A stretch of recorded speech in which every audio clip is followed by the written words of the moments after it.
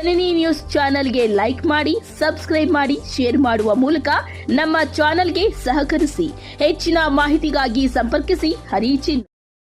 ಮಕ್ಕಳಿಗೆ ಅರ್ಥ ಆಗುವಂಗೆ ಅರ್ಥೈಸುವಂತ ಜವಾಬ್ದಾರಿ ನಮ್ಮ ಶಿಕ್ಷಕರದು. ಅದನ್ನ ನೀವು ಯಾವ ಮಗು ಆದ್ರೂ ಆಗಿರ್ಲಿ ಮುಕ್ತವಾಗಿ ಆ ಶಿಕ್ಷಕರನ್ನ ಕೇಳಬೇಕು. ಒಂದಲ್ಲ 10 ಸರಿ ಕೇಳಿದ್ರು ಕೂಡ ಯಾರು ಬೇಜಾರು ಮಾಡ್ಕೊಳ್ಳಲ್ಲ ಅಥವಾ ಮಕ್ಕಳ ಬಗ್ಗೆ ಯಾವುದೇ ವಿರೋಧ ಹೇಳೋದಿಲ್ಲ. ಅದನ್ನ ಹೇಳ್ಕೊಡೋದು ನಮ್ಮ ಧರ್ಮ. ನಮ್ಗೆ ಇವತ್ತು ಸರ್ಕಾರ ಅಷ್ಟೆಲ್ಲ ಸಂಬಳ ಕೊಟ್ಟು ನಮ್ಮನ್ನ ಇಟ್ಕೊಂಡಿರೋ ಉದ್ದೇಶನೇ ನಿಮ್ಮ ಮಕ್ಕಳಿಗೆ ಅನುಕೂಲ ಮಾಡ್ಬೇಕಂತ. ಆದ್ರಿಂದ ಅದನ್ನ ಮಾಡ್ತೀವಿ. ಬಟ್ ಸಿಲೆಬಸ್ ವಿಚಾರದಲ್ಲಿ ಖಂಡಿತ ಇದು ಒಂದು ನೀವೇ ಮಕ್ಕಳಲ್ಲಿ ಇದು ಕಷ್ಟ ಅನ್ನೋ ಭಾವನೆ ತುಂಬಬೇಡಿ. ಓದಕ್ಕೆ ಹೇಳಿ, ಚಾಲೆಂಜಿಂಗ್ ಆಗಿ ತಗೋಬೇಕಾಗಿದೆ. ಇವತ್ತು ಎಷ್ಟು ಫಾಸ್ಟ್ ಆಗಿದೆ ಪ್ರಪಂಚ. ನಾವ್ ಇವತ್ತು ಅದ್ರ ಜೊತೆಯಲ್ಲಿ ಓಡಿಲ್ಲ ಅಂದ್ರೆ ನಾವೆಲ್ಲೋ ಮೂಲೆಯಲ್ಲಿ ಇದ್ದೋಗ್ತೀವಿ. ಹಾಗಾಗಿ ದಯವಿಟ್ಟು ಮಕ್ಕಳಿಗೆ ಅದನ್ನ ತಿಳಿಸ್ಕೊಡಿ. ಜೊತೆಗೆ ನಮ್ ಕಡೆಯಿಂದ ನಾವು ಆ ಮಕ್ಕಳಿಗೆ ಅರ್ಥ ಆಗುವಂತ ರೀತಿಯಲ್ಲಿ ಅದನ್ನ ಬೇರೆ ಬೇರೆ ಆಯಾಮಗಳಲ್ಲಿ ಅದನ್ನ ತಿಳಿಸ್ಕೊಡುವಂತ ಪ್ರಯತ್ನ ಮಾಡ್ತೀವಿ. Okay, thank you. ಒಂದು ತುಂಬಾ ಸಂತೋಷದ ವಿಚಾರ ಏನಪ್ಪಾ ಅಂದ್ರೆ ಪೇರೆಂಟೇ ಸಿಲೆಬಸ್ ಅನ್ನು ಓದಿ ಅರ್ಥ ಮಾಡ್ಕೊಂಡು ಮಕ್ಕಳು ತಿಳಿಸ್ತಾರೆ ಅನ್ನೋದು ತುಂಬಾ ಖುಷಿ ವಿಚಾರ. ನಾನು ಅದನ್ನ ತುಂಬಾ ಒಪ್ಕೋತೀನಿ. ಯಾಕೆಂದ್ರೆ 100% ಹೇಳ್ತೀನಿ, ಇಷ್ಟು ಮಾತ್ರ ಜವಾಬ್ದಾರಿ ಎಲ್ಲರೂ ಪೇರೆಂಟ್ಸ್ ತಗೊಂಡ್ರೆ ನಮ್ ಕಷ್ಟ ಅರ್ಥ ಹಿಡಿದೋಗ್ಬಿಡುತ್ತೆ. ಓಕೆ, ಸೊ ಹಾಗಾಗಿ ತುಂಬಾ ಧನ್ಯವಾದಗಳು. ನಿಮ್ಮ ಸಲಹೆಗೆ ನಾನು ತುಂಬಾ ವಂದನೆಗಳನ್ನ ಸಂಡೇ ಕ್ಲಾಸ್ ನ ಮಾಡ್ತೇವೆ. ಎಲ್ಲಾ ಪೇರೆಂಟ್ಸ್ ಕೂಡ ದಯವಿಟ್ಟು ಸಹಕಾರ ಕೊಡಿ ಸಮಾನವಾಗಿ. ಯಾಕಂದ್ರೆ ನಿಮ್ ಸಹಕಾರ ನಮಗೆ ಮುಖ್ಯ. ನಿಮ್ ಸಹಕಾರ ಕೊಡಲಿಲ್ಲ ಅಂದ್ರೆ ಮಕ್ಕಳು ಸರಿಯಾಗಿ ಬರಲಿಲ್ಲ ಅಂದ್ರೆ ನಾವೇನು ಮಾಡೋಕ್ಕಾಗೋದಿಲ್ಲ. ಒಳ್ಳೆಯ ಮಕ್ಕಳು ಒಳ್ಳೆಯ ಪ್ರತಿಭೆಯನ್ನ ಹೈಯೆಸ್ಟ್ ಮಾರ್ಕ್ಗಳನ್ನ ಬೆಳಿಬೇಕಂತ ಒಳ್ಳೆಯ ಕೃತಜ್ಞವಾದ ಜವಾಬ್ದಾರಿಯನ್ನು ನಾವು ಇದು ಮಾಡೋದಕ್ಕೆ ಪ್ರಯತ್ನ ಮಾಡ್ತೇವೆ.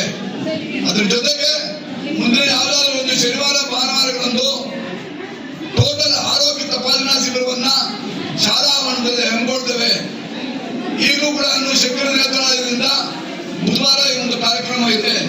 ಆದ್ರೆ ಮುಂದೆ ಎಲ್ಲ ಕ್ಯಾನ್ಸರ್ ತಪಾಸಣಾ ಶಿಬಿರ ಮತ್ತು ಎಲ್ಲವನ್ನೂ ಕೂಡ ಇಲ್ಲೇ ಸ್ಥಳದಲ್ಲೇ ಬಂದು ಸ್ಥಳದಲ್ಲೇ ನಿಮಗೆ ಇದು ಮಾಡ್ತಕ್ಕಂಥ ಒಂದೆಲ್ಲರೂ ಕೂಡ ನಾವು ದಿನಾಂಕವನ್ನ ಪ್ರಕಟಿಸ್ತೇವೆ. ಆದ್ರಿಂದ ಎಲ್ಲ ಪೇರೆಂಟ್ಸ್ ಕೂಡ ಬಂದಿದ್ದೀರಿ. ನಿಮ್ಗೆಲ್ಲರೂ ಕೂಡ ಅನಂತ ಧನ್ಯವಾದಗಳನ್ನ ಹೇಳ್ತೇನೆ.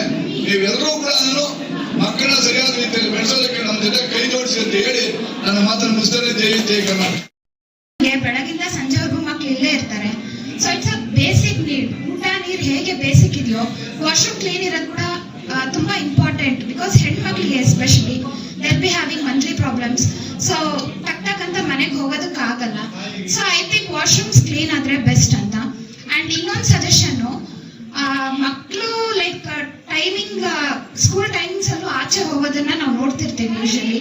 ಸೊ ಮಕ್ಕಳು ರಜಾ ತಗೊಂಡಾಗ ಟೀಚರ್ಸ್ ಒಂದು ಇನಿಷಿಯೇಟಿವ್ ತಗೊಂಡು ದೇ ಕ್ಯಾನ್ ಇಂಟಿಮೇಟ್ ಪೇರೆಂಟ್ಸ್ಗೆ ಒಂದು ಮೆಸೇಜ್ ಆಗಿರ್ಬೋದು ಅಥವಾ ಕಾಲ್ ಮಾಡಿ ಕನ್ಫರ್ಮ್ ಮಾಡ್ಕೊಂಡ್ರೆ I think it will be best for the students also. Thank you. ಶುಭ ದಿನದಂದು ನಮ್ಮ ಘನ ಸರ್ಕಾರ ಪೋಷಕರ ಮತ್ತು ಶಿಕ್ಷಕರ ಒಂದು ಸಂವಾದ ಕಾರ್ಯಕ್ರಮವನ್ನ ಮಹಾಸಭೆಯನ್ನು ಏರ್ಪಡಿಸಬೇಕಂತ ಆದೇಶ ಮಾಡಿರುವುದರಿಂದ ಹಾಗೂ ಇನ್ನೊಂದು ಶುಭ ದಿನ ಏನಂದ್ರೆ ನಮ್ಮ ಭಾರತದ ಮೊಟ್ಟ ಮೊದಲ ಪ್ರಧಾನಮಂತ್ರಿ ಆಗಿದ್ದ ಜವಾಹರ್ಲಾಲ್ ನೆಹರೂರವರ ಒಂದು ಜನ್ಮ ದಿನಾಚರಣೆಯ ಒಂದು ಆಚರಣೆಗಾಗಿ ಈ ಒಂದು ಮಕ್ಕಳ ದಿನಾಚರಣೆಯನ್ನು ಆಚರಣೆ ಮಾಡ್ತಾ ಇದ್ವಿ. ಈ ಒಂದು ಶುಭ ದಿನದಂದು ಇಷ್ಟು ಜನ ನಮ್ಮ ಆತ್ಮೀಯ ಪೋಷಕರೆಲ್ಲ ಬಂದಿರುವುದಕ್ಕೆ ನಮಗೆ ತುಂಬಾ ಸಂತೋಷವಾಗ್ತಾ ಇದೆ. ಇದುವರೆಗೂ ಇಷ್ಟು ದಿನ ಬಂದಿರಲಿಲ್ಲ. ಅದಕ್ಕೆ ನಿಮಗೆಲ್ಲರಿಗೂ ನಾನು ವೈಯಕ್ತಿಕವಾಗಿ ನಮ್ಮ ಸಂಸ್ಥೆ ಪರವಾಗಿ ಧನ್ಯವಾದಗಳನ್ನ ಅರ್ಪಿಸುತ್ತೇನೆ.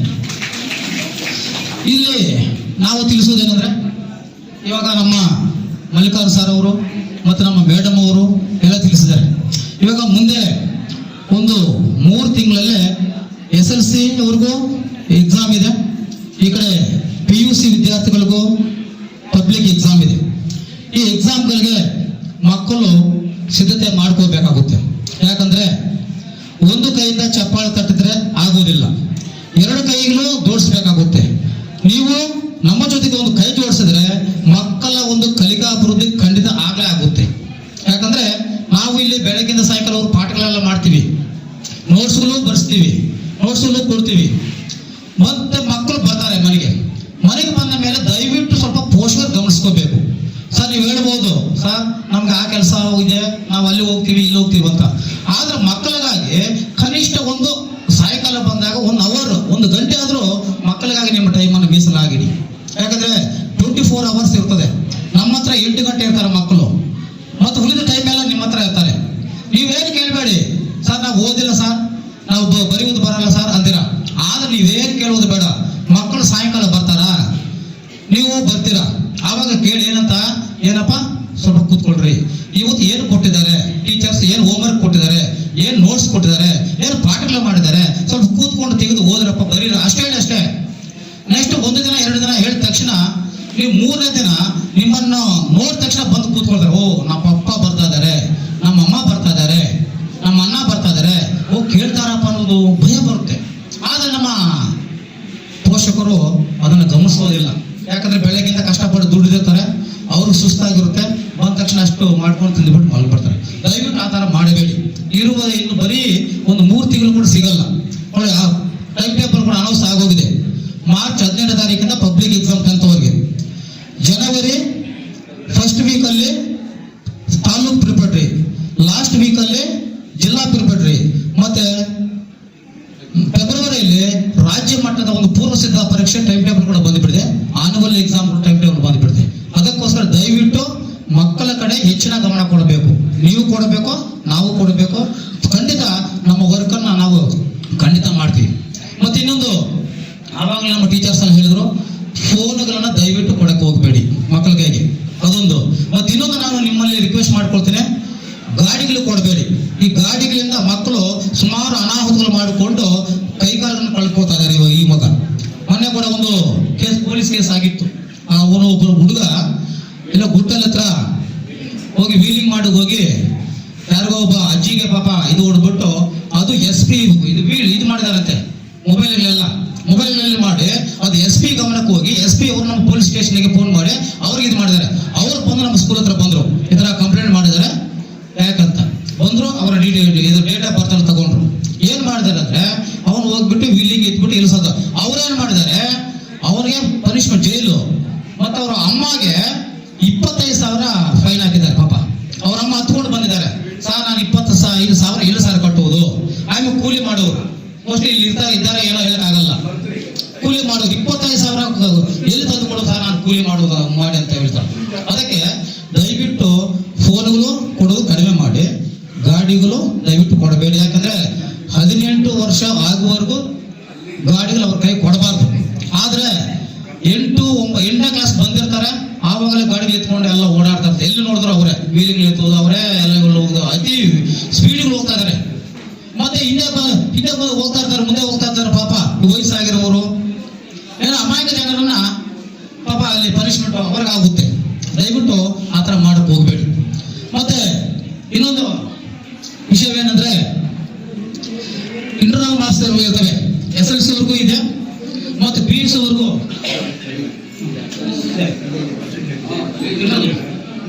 ಇರುತ್ತೆ. ಅದಕ್ಕೆ ಕೂಡ ನಾವು ಕೊಡುವ ಮಾರ್ಕ್ಸ್ಗಳು ಕೊಡ್ತೀವಿ. ಮತ್ತೆ ಅವರು ಕೂಡ ಇಷ್ಟೊಂದು ಮಾರ್ಕ್ಸ್ಗಳು ಪಡ್ಕೋಬೇಕಾಗುತ್ತೆ. ಅಷ್ಟು ಮಾರ್ಕ್ಸ್ಗಳು ಕೂಡ ನೀವು ಕ್ರಮ ಕೈಗೊಳ್ಳಬೇಕಾಗುತ್ತೆ, ನೀವು ತಗೋಬೇಕಾಗುತ್ತೆ, ನಾವು ತಗೋಬೇಕಾಗುತ್ತೆ. ಕ್ರಮ ಕೈಗೊಂಡು ಎಲ್ಲಾ ಮಕ್ಕಳು ಇಲ್ಲಿ ಉತ್ತೀರ್ಣ ಆಗ್ಲೇಬೇಕು. ಇವಾಗ ಯಾರು ಕೂಡ ಫೇಲ್ NC ಅನ್ನೋದಂದ್ರೆ ಫೇಲ್ ಅನ್ನೋದೇ. ನಮ್ಮ ಮಾನ್ಯ ಕಾರ್ಯದರ್ಶಿಗಳು ನಮ್ಗೆ ಎಲ್ಲಾ ವಿಧವಾದ ಸಹಕಾರ ಕೊಡ್ತಾ ಇದಾರೆ. ಆವಾಗ ಹೇಳಿದ್ರು ಶೌಚಾಲಯಗಳಿಲ್ಲ ಅಂತ. ಮತ್ತೆ ನೋಡಿ ಇನ್ನೊಂದು, ಶೌಚಾಲಯ ಎಲ್ಲ ವ್ಯವಸ್ಥೆ. ಯಾಕಂದ್ರೆ ನಮ್ಮ ಗ್ರಾಮೀಣ ವಿದ್ಯಾಸಂಸ್ಥೆ ಏನಾಗ್ತದೆ, ದಿನೇ ಅಭಿವೃದ್ಧಿ ಆಗ್ತಾ ಇದೆ. ಮೊದಲು 700-800 ಇದ್ರು, ಇವಾಗ 1200-300 ಮಕ್ಕಳು ಆಗಿದ್ದಾರೆ. ಅದಕ್ಕೋಸ್ಕರ ಎಲ್ಲರಿಗೂ ನಾವು ನಮ್ಮ ಮಾನ್ಯ ಕಾರ್ಯದಲ್ಲಿ ಅವಕಾಶ ಮಾಡಿಕೊಡ್ತೀವಿ. ನೀವು ಕೂಡ ಹೋಗ್ಬೋದು. ಕೆಳಗಡೆ ಬಾಯ್ಸ್ಗೂ ಇದೆ, ಗರ್ಲ್ಸ್ಗೂ ಇದೆ. ಮೇಲೆ ಕೂಡ ಇವಾಗ ಗರ್ಲ್ಸ್ಗೂ ಬಾಯ್ಸ್ಗೂ ಸಪ್ರೇಟ್ ಇದು ಮಾಡ್ತಾ ಇದೀವಿ. ಆ ವ್ಯವಸ್ಥೆ ಸಂದೇಶ ಕೊಟ್ಟಿದ್ದಾರೆ. ಬಟ್ ಏನಂದ್ರೆ ನೀವು ಕಡೆ ನಿಮ್ ಕಡೆ ನೋಟ್ಸ್ ಎಲ್ಲ ಮೊಬೈಲ್ ಕೊಟ್ಟಿದ್ದೀರಾ. ಅವ್ರು ಏನ್ ಹೇಳ್ತಾರೆ, ಮೊಬೈಲ್ ತಗೊಂಡು ರೂಮ್ ಒಳಗಡೆ ಹೋಗ್ತಾರೆ, ನೋಟ್ಸ್ ಬರೀಬೇಕು ಅಂತ ಹೇಳ್ತಿದ್ದಾರೆ. ರೂಮ್ ಒಳಗಡೆ ಹೋಗ್ತಾರೆ, ನೋಟ್ಸ್ ನೋಡ್ತಾರ, ಬೇರೆ ಏನಾದ್ರು ಮಾಡ್ತಾರ ಅದು ಗೊತ್ತಾಗಲ್ಲ. ಕೇಳಿದ್ರೆ ನೋಟ್ಸ್ ಬರೀತಾ ಇದೀವಿ, ಕಾಲೇಜಲ್ಲಿ ನೋಟ್ಸ್ ಕೊಟ್ಟಿದ್ದಾರೆ ಅಂತ ಹೇಳ್ತಾರೆ. ಹಾಗಾಗಿ ನನ್ನ ರಿಕ್ವೆಸ್ಟ್ ಏನಂದ್ರೆ, ಮ್ಯಾಕ್ಸಿಮಮ್ ಏನೇ ಪಾಸಿಬಿಲಿಟಿ ಇದ್ರು ಮೊಬೈಲ್ ಅಲ್ಲಿ ಕೊಡಬೇಡಿ ಅಂತ ನನ್ನ ಬೇಡಿಕೆ. ಪ್ರಪಂಚದಲ್ಲಿ ಹೆಂಗಾಗಿದೆ ಅಂದ್ರೆ, ನಿಮ್ಗೂ ನಮ್ಗೆ ಎಲ್ಲರಿಗೂ ಕೂಡ ಮೊಬೈಲ್ ಇಲ್ಲ ಅಂದ್ರೆ ನಿದ್ದೆ ಹೇಳಲ್ಲ. ಆ ಪರಿಸ್ಥಿತಿಗೆ ಬಂದಿದೀವಿ ನಾವು ಇವತ್ತು. ಆದ್ರೂ ಸಹ ನೀವು ಹೇಳಿದಾಗೆ ಮೊಬೈಲ್ ಅಲ್ಲಿ ನೋಟ್ಸ್ ಕಳಿಸ್ತಾ ಇರುವಂತದ್ದು ಅಂತ ಏನಿಲ್ಲ. ಸಮಸ್ಯೆ ಎಲ್ಲಿದೆ ಅಂದ್ರೆ ಇವಾಗ ನಮ್ಗೆ 10 ಮಾರ್ಕ್ಸ್ಗೆ ಅವ್ರಿಗೆ ಪ್ರಾಜೆಕ್ಟ್ ವರ್ಕ್ ಅಂತ ಒಂದಿರುತ್ತೆ. ಅದು ಸಿಲೆಬಸ್ ಅಲ್ಲಿ ಇರೋದು ಕೊಡಬಾರ್ದು. ಜನರಲ್ ಟಾಪಿಕ್ಸ್ ಅನ್ನ ನಾವು ಕೊಡ್ತೀವಿ. ಅದಕ್ಕೆ ಸಂಬಂಧಪಟ್ಟಂತೆ ಮಾಹಿತಿ ಮಗುನೇ ಸಂಗ್ರಹಿಸಿ ಮಗುನೇ ಬರೀಬೇಕು ಅಂತ ಇರೋದು ನಿಯಮ. ನಾವು ಅದನ್ನ ಕೊಟ್ಟು ಮಾಡಿಸೋದಲ್ಲ, ಅದನ್ನ ನಾವು ಸಿಲೆಬಸ್ ಅಲ್ಲಿ ಮಾಡಿಸ್ತೀವಿ. ಬಟ್ ಕೆಲವೊಂದನ್ನ ಅವರು ಓನ್ ಆಗಿ ಅವ್ರದೇ ಆದಂತಹ ಒಂದು ವಿಚಾರಗಳನ್ನ ತಿಳ್ಕೋಬೇಕು ಅನ್ನುವಂಥದ್ದು ಸರ್ಕಾರದ ಒಂದು ಉದ್ದೇಶ. ಅದು ನಿಯಮ ಹಂಗ್ ಮಾಡಿದೆ. ಅದನ್ನ ಅವ್ರ ಮೊಬೈಲ್ ಅಲ್ಲಿ ನೋಡ್ತಿರ್ತಾರೆ ಹೊರತು ರೆಗ್ಯುಲರ್ ಸಿಲೆಬಸ್ ಸಂಬಂಧಪಟ್ಟಂತೆ ಮೊಬೈಲ್ ಅಲ್ಲಿ ಯಾವ್ದು ನೋಟ್ಸ್ ಕಳಿಸ್ತಾ ಇಲ್ಲ, ಕೊಡೋದು ಇಲ್ಲ. ಅದು ನಾವು ಖಂಡಿತ ಅದ್ರ ಬಗ್ಗೆ, ಯಾಕಂದ್ರೆ ನಿಮ್ಗೆ ನಾವು ಮೊಬೈಲ್ ಕೊಡ್ಬೇಡಿ ಅಂತ ನಾನೇ ಕಳಿಸ್ಕೊಟ್ರೆ ಮತ್ತೆ ಅದು ತಪ್ಪು ನಮ್ದೇ ಅಲ್ವಾ.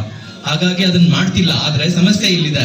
ಇವಾಗ ಕೆಲವರೆಲ್ಲರೂ ಸೈಬರ್ ಸೆಂಟರ್ ಹೋಗಿ ಪ್ರಿಂಟ್ ಔಟ್ ತಗೊಂಡು ಬರೆಯುವಂತ ಕೆಲಸ ಮಾಡ್ತಿದ್ದಾರೆ.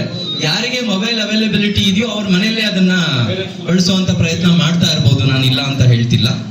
ಸೊ ಹಾಗಾಗಿ ಜೊತೆ ಇನ್ನೊಂದು ಏನಾಗಿದೆ ಅಂದ್ರೆ ಇವತ್ತಿನ ಒಂದು ಸಂದರ್ಭದಲ್ಲಿ ಎಲ್ಲವೂ ಪೇಪರ್ಲೆಸ್ ಜಾಬ್ ಆಗ್ಬೇಕು ಅನ್ನೋದು ಸರ್ಕಾರದ ಉದ್ದೇಶ ಆಗೋಗಿದೆ. ಬಹುಶಃ ಮುಂದಿನ ದಿನಗಳಲ್ಲಿ ನೋಟ್ ಬುಕ್ಸ್ ಟೆಕ್ಸ್ಟ್ ಬುಕ್ ಇರಲ್ಲ, ಅವ್ರ ಕೈಗೂ ಒಂದು ಟ್ಯಾಬ್ ಅಂತ ಕೊಟ್ಬಿಟ್ಟು ಅದ್ರಲ್ಲಿ ಓದಿ ಅಂತ ಹೇಳೋ ದಿನಗಳು ಬರುತ್ತೆ. ಹತ್ರದಲ್ಲೇ ಆ ತರದ ಒಂದು ಪರಿಸ್ಥಿತಿ ಬಂದಿದೆ. ಕೊಡಮ್ಮ ಸ್ಟೂಡೆಂಟ್ ಹೆಲ್ಪ್ ಆಗೋ ತರ ಒಂದು ಪೋರ್ಟಲ್ ಕೊಡಿ ಸರ್. ಯಾಕಂದ್ರೆ ಹುಡುಗರು ಯಾವ ದಾರಿಯಲ್ಲಿ ಹೋಗ್ತಾರೆ ನಾವು ಯಾರು ನೋಡಕ್ ಆಗಲ್ಲ ಈ ಕಾಲದಲ್ಲಿ. ನಿಮ್ ಕಡೆಯಿಂದ ಒಂದು ಪೋರ್ಟಲ್ ಕೊಟ್ಬಿಟ್ಟು ಒಂದು ಇನ್ಫಾರ್ಮೇಶನ್ ಇರೋದು ಮಾತ್ರನೇ ಹುಡುಗರಿಗೆ ಆಕ್ಸೆಸ್ ಕೊಡೋ ತರ. ಅಂದ್ರೆ ಫಾರ್ ಎಕ್ಸಾಂಪಲ್ ನಿಮ್ಮ ಇದು ಸ್ಕೂಲ್ ಇದೆ, ಸ್ಕೂಲ್ಗೆ ಒಂದು ಯೂಸರ್ ಐಡಿ ಪಾಸ್ವರ್ಡ್ ಅಂತ ಕೊಟ್ಟಿರ್ತೀರಾ ನೀವು. ಆ ಯೂಸರ್ ಐಡಿ ಪಾಸ್ವರ್ಡ್ ಪ್ರತಿ ವಿದ್ಯಾರ್ಥಿಗೆ ಕೊಡ್ತೀರಾ. ಆವಾಗ ಆ ವಿದ್ಯಾರ್ಥಿ ಅದನ್ನ ಮಾತ್ರ ಆಕ್ಸೆಸ್ ಮಾಡಕ್ಕಾಗುತ್ತೆ. ಆ ತರ ಒಂದು ಮನವಿ ಕೊಡಿ ಗೌರ್ಮೆಂಟ್ಗೆ ಅಂತ ಒಂದು ಬೇಡ್ಕೊಳ್ತಾ ಇದ್ದೀನಿ. ಆದ್ರೆ 10th ಗೆ ಇಲ್ಲಿ ಬಂದಾಗಿಂದ ಗೋಪಾಲ್ ಸರ್ ಮಾಡೋ ಪಾಠಕ್ಕೆ ಎಲ್ಲ ನೋಟ್ಸ್ ವಿತ್ ಕ್ವಶನ್ ಆನ್ಸರ್ಸ್. ಇವಾಗ ಯಾವ ಪಾಠದ್ರಲ್ಲಿ ಯಾವ ಕ್ವಶನ್ಸ್ ಕೇಳಿದ್ರು ಆನ್ಸರ್ಸ್ ಹೇಳೋದು ನಮ್ಗೆ ಗೊತ್ತಾಗ್ತಾ ಇದೆ. ಆದ್ರೆ ಇಂಗ್ಲಿಷ್ ಜಾಸ್ತಿ ಕಷ್ಟ ಇರ್ತಾ ಇತ್ತು. ನಮ್ ಕವಿತಾ ಮ್ಯಾಮ್ ಮಾಡೋ ಇಂಗ್ಲಿಷ್ ನೋಡ್ಸ್ಕೊಂಡು ನಾನು ಇವಾಗ ಇಂಗ್ಲಿಷ್ ಮಾತಾಡೋದು ಕಲ್ತ್ಕೊಂಡಿದ್ದೀನಿ. ಇವಾಗ ಕನ್ನಡ ನೋಟ್ಸು ಎಲ್ಲ ಕೂಡ ನಾನು ಓನ್ ಆಗೇ ಬರಿತಾ ಇದ್ದೀನಿ. Thank you. ಶಾಲೆ ಇಡೀ ನಮ್ಮ ಡಿಸ್ಟಿಕ್ ಅಲ್ಲಿ ಒಳ್ಳೆ ಹೆಸರು ತಗೊಂಡಿದೆ. ನಿನ್ನೆ ಯಾರು ಬೆಂಗಳೂರು ಹುಡುಗ ಸಿಕ್ತ, ನಾರಾಯಣ ಸ್ಕೂಲಲ್ಲಿ ಓದ್ತಾ ಇದ್ದಾನಂತೆ. ಹೇಳ್ದ ಮೇಡಮ್ ನಾನು ಕಾಲೇಜಲ್ಲಿ ಒಳ್ಳೆ ಡಿಬೇಟ್ ಅಲ್ಲಿ ಒಳ್ಳೆ ಹೆಸರು ತಗೊಂಡೆ ಅಂತ. ಆಮೇಲೆ ನಮ್ಮ ಪ್ರಿನ್ಸಿಪಾಲ್ ಕರೆದು ಕೇಳಿದ್ರು, ಯಾವ ಕಾಲೇಜಲ್ಲಿ ಯಾವ ಸ್ಕೂಲಲ್ಲಿ ಓದಿದ್ ನೀನು? ಹೈಸ್ಕೂಲ್, ರೂರಲ್ ಹೈಸ್ಕೂಲ್ ಅಂತ ಹೇಳಿದಂತೆ. ಮೀಸ್ ನನ್ಗಂತೂ ಖುಷಿ ಆಗೋಯ್ತು. ಹೌದಾ ಇಷ್ಟು ಚೆನ್ನಾಗಿ ಪ್ರಿಪೇರ್ ಮಾಡಿದಾರ ಅಂತ ಕೇಳಿದ್ರು. ಮೀಸ್ ನನಗೆ ಬೆನ್ ತಟ್ಟಿದಾರೆ ಮೀಸ್ ಅಂದ್ರು. ಸಂತೋಷ ಕಣೋ, ಹಿಂಗೆ ಚೆನ್ನಾಗಿ ಓದಿ ಎಲ್ಲ ಬೇರೆ ಕೆಜಿಎಫ್ ಇರ್ಬೋದು, ಕೋಲಾರ ಇರ್ಬೋದು, ನಮ್ಮ ಮಕ್ಕಳು ನಮ್ಮ ಕಾಲೇಜಿನ ನಮ್ಮ ಸ್ಕೂಲಿಂದ ಹೋಗಿರೋ ಮಕ್ಕಳು ಎಲ್ಲ ಒಳ್ಳೆ ಹೆಸರು ತಗೊಂಡು ಬರ್ತಾ ಇದೆ.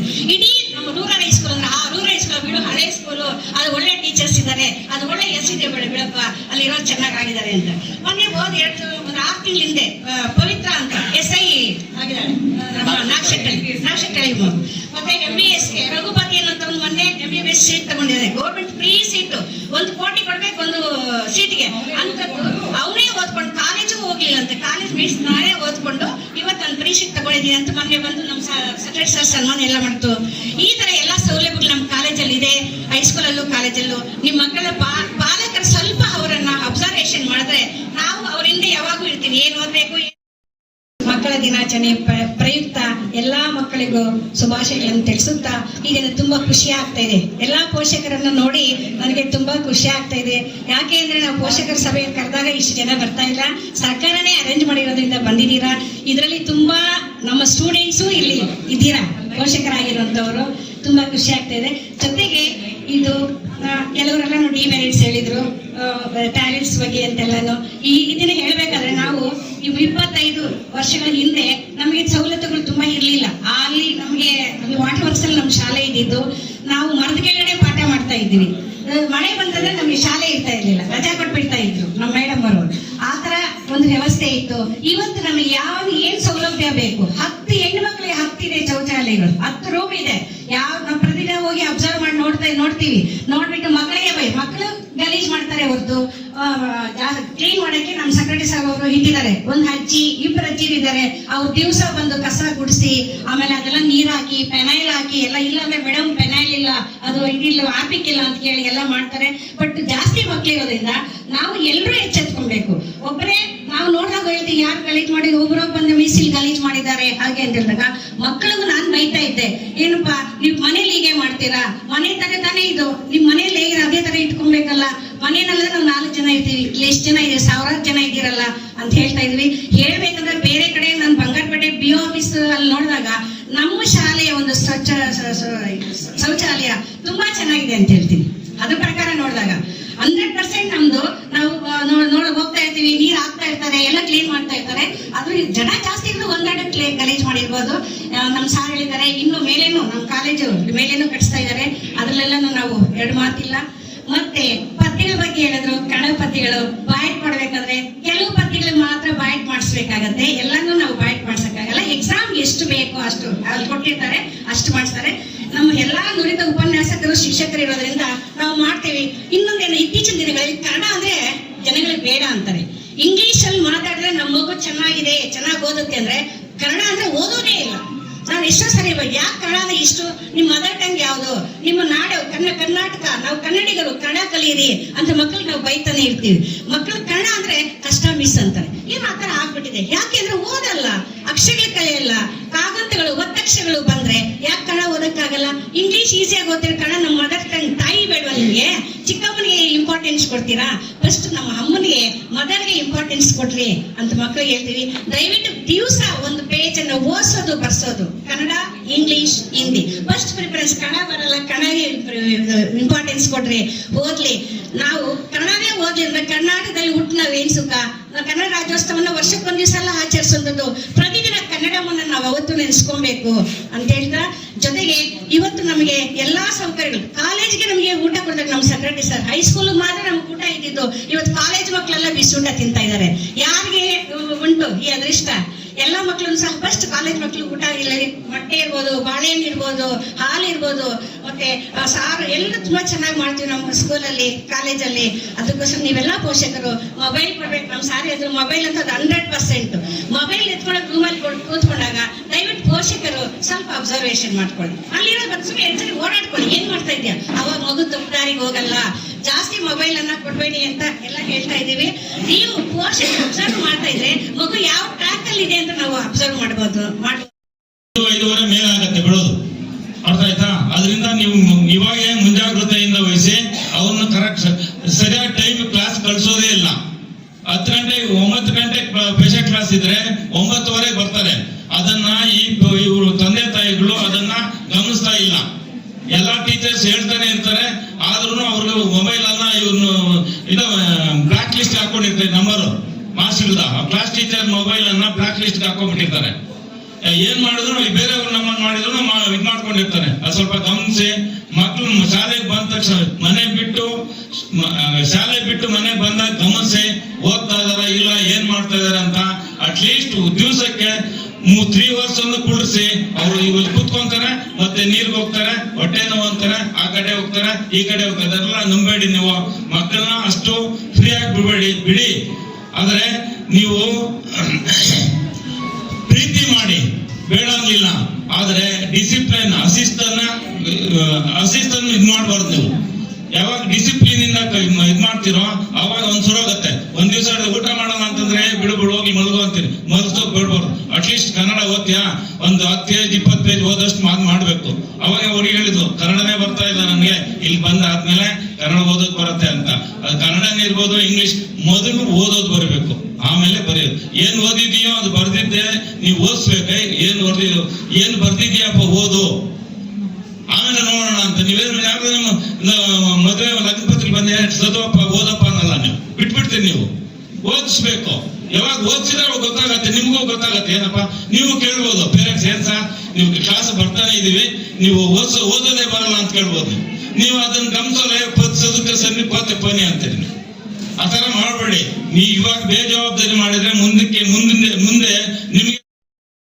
हमारे मुसलमाना के बच्चे कम से कम 35 बच्चे हैं PUC के अंदर, कम से कम सरेस्ट है। एक पूरे मिलाए तो कम से कम 100 बच्चे रहेंगे SSLC और PUC के। अफसोस की बात यह है कि आज पेरेंट्स मीटिंग है, इसके अंदर हमारी तादाद चंद गिने चुने अज्ञात दिख रही है, बहुत कम को ही। इसकी वजह मन्ने नहीं मालूम। जब तक हमें सुधरते नहीं, हमारे बच्चों को भी सुधारने नहीं होता। अगर हमारे बच्चे सुधरना तो सबसे पहले हमें सुधरना। हमें सुधरने का मतलब क्या है? तो हमारा बच्चा हो या बच्ची क्या लेवल में है, घर से स्कूल को आ रही है क्या, स्कूल से घर को आने के बाद बच्ची हो या बच्चा, पर्टिकुलरली मर्द बच्चों के पेरेंट्स से मैं गुजारिश क्या करूँगा तो खासकर हमारे मर्द बच्चे हम ना मालूम है सका स्कूल के अंदर ऐसा हमना धोखा देखो चले जाती कि मालूम ही नहीं होता। अब हम पूरे टीचर समय है, कल या परसों मई प्रभाकर सर सभी मिलको एक कैसे कैसे काम करती है तो पूरे गुम बना ले को दूसरे बच्चा के कपड़े फाड़ना, दूसरे बच्चा के जेबाम फाड़ना, ये कहाँ के आदत समझ में नहीं आता। अरे हमारा दीन हमना क्या सिखाता है, हमें क्या करनी, अरे हमें क्या करनी का मतलब क्या कर दो, तुम्हारा बच्चा क्या कर रहा है वो देखना नहीं। अरे कैसा दूसरे बच्चे के शर्ट फाड़ डालता हमने, वो सभी कौन सिखाना सो, टीचर क्या करती है, मेरा काम क्या, मैं सबक पढ़ाता मैं जा रहा हूँ। देखो हमारी जिंदगी के अंदर हमें ये घर बनाने के वास्ते खाली एक ही घर बनाते सो नहीं, हमारे सेक्रेटरी सर ये इतनी बड़ी कॉलेज